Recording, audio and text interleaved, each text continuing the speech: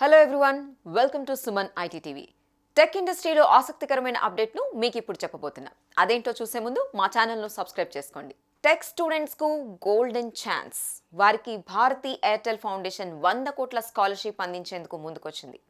ఆర్థికంగా వెనుకబడిన విద్యార్థులకు దీని ద్వారా మేలు కలుగుతుంది.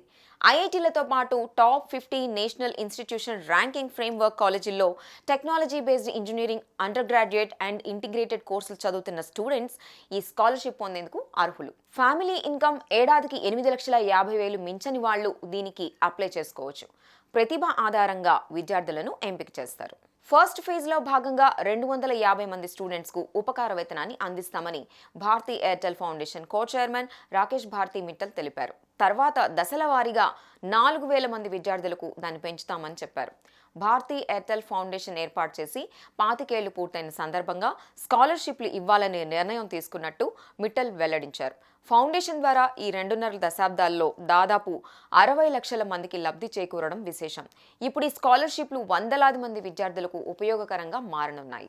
చూశారు కదా, ఇవి టెక్ టాపిక్కు సంబంధించిన అప్డేట్స్. ఇలాంటి మరిన్ని విశేషాల కోసం సుమన్ ఐటీ టీవీని మిస్ కాకుండా చూడండి. Thank you for watching this video.